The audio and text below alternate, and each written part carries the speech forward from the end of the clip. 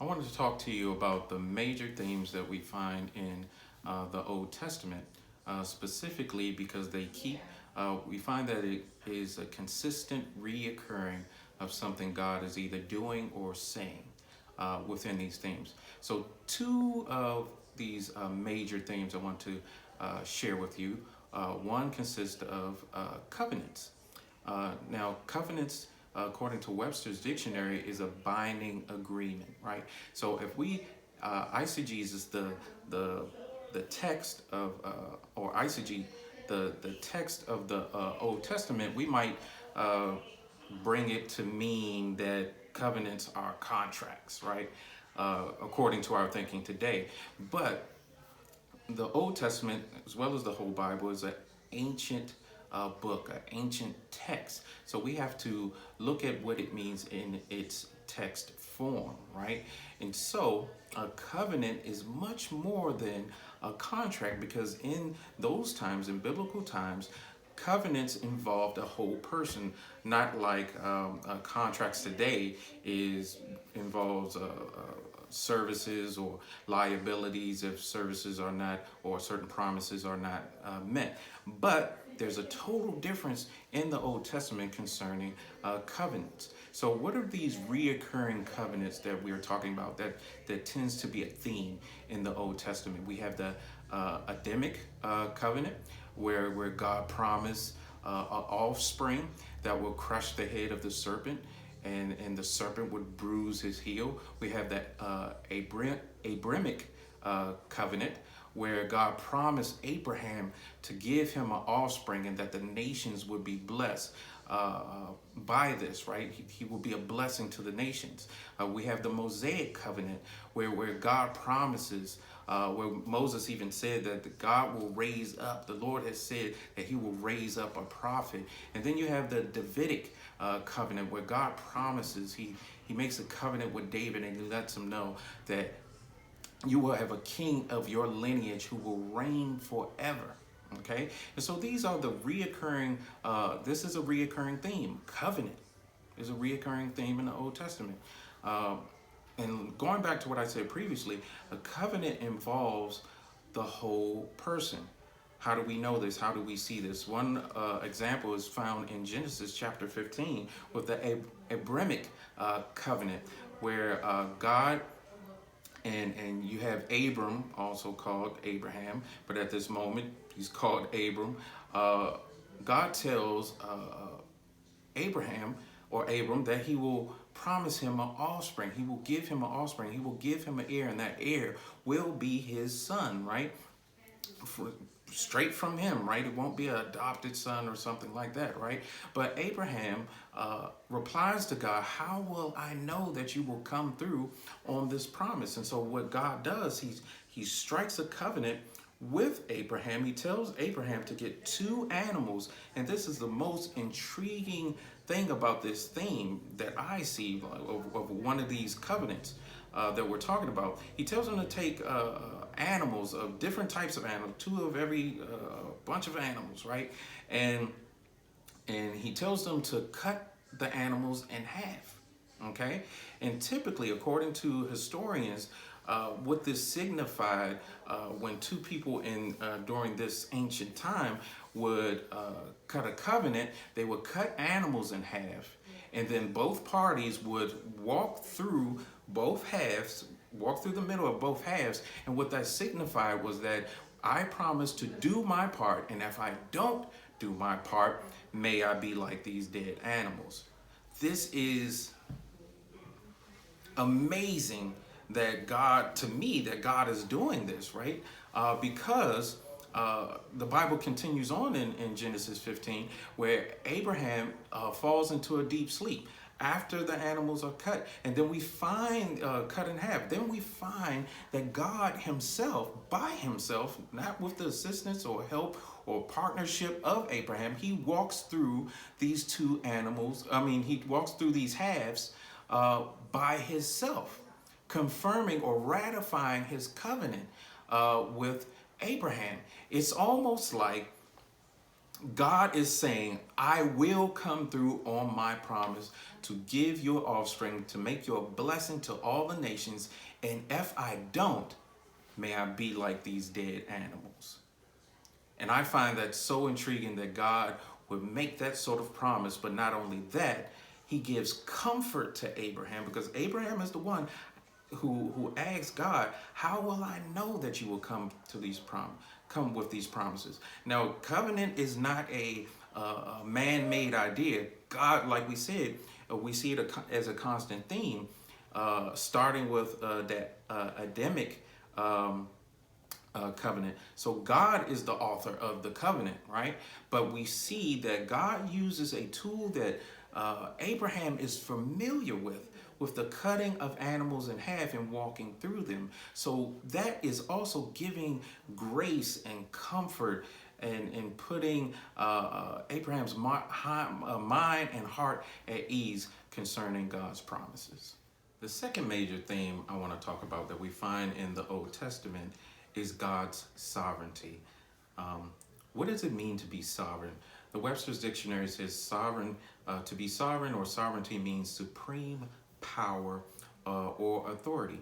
This is a constant theme that we see throughout the Old Testament. It appears in creation where God is sovereign. He's creating all things.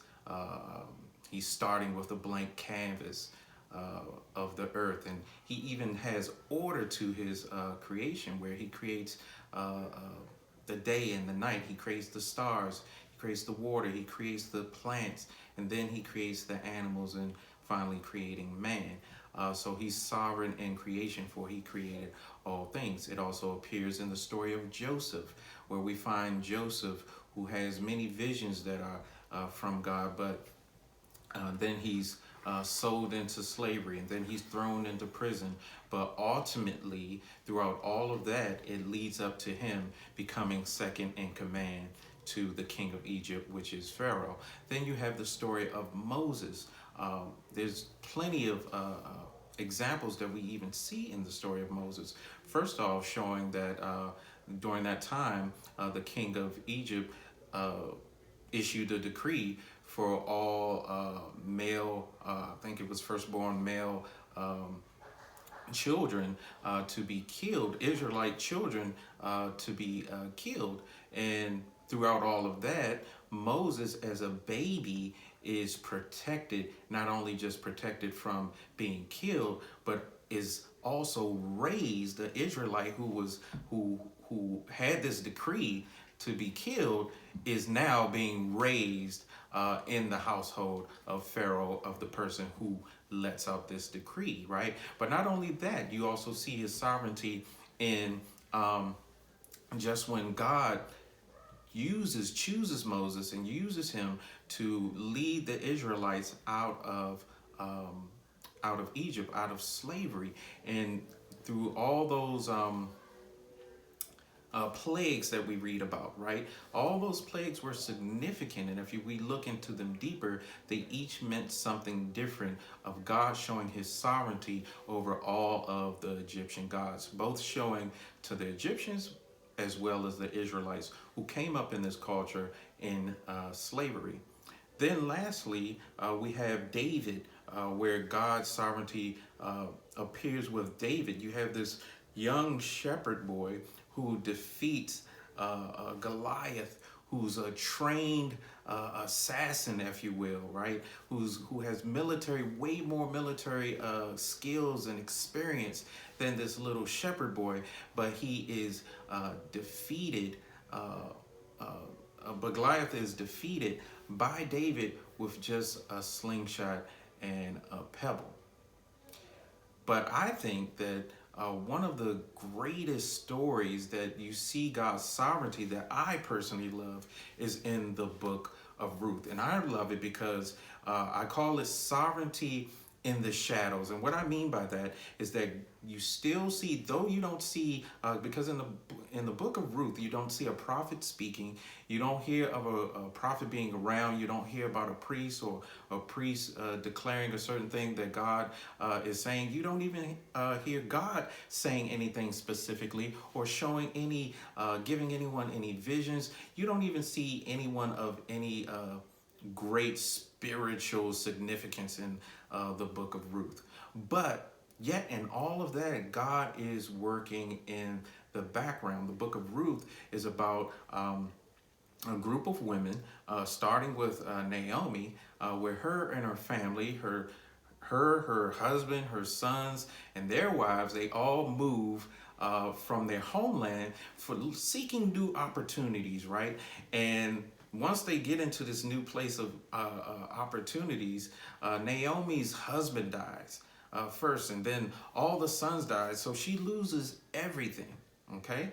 So much so that she falls into sorrow and despair and ends up moving back home, but she has nothing for that's her own that she can claim, even moving back home. But there's a glimmer of hope, because when she moves back home, she realizes that there is a kinsman redeemer that who can redeem her and her family, giving her back ownership, giving her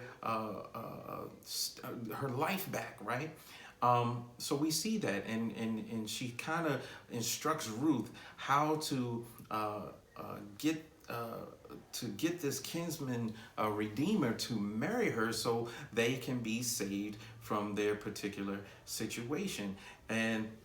But it doesn't. The story doesn't stop there. Ultimately, we find out by the end of the story is that Naomi ends up becoming the great grandmother of King David, who is a significant character in the Old Testament. So her life starts out where it doesn't start out, but the book or the story starts out where she loses everything and she falls in great sorrow and despair. But by the end of the book, she has great joy, but I don't even think she knows the joy, the full extent of that joy, having her life back, having offspring, but also becoming in that direct lineage of King David, who I said once again is a significant person. But what does this overall say? This theme of sovereignty that we see in the Old Testament, throughout the Old Testament, even with Israel, with all the turmoil that they've been through, battles, turning their back on God, ultimately being exiled, we still see God working behind the scenes, in the scenes, despite everything that Israel has been through, which shows that his sovereignty is always at work and it always outmatches what humanity can do.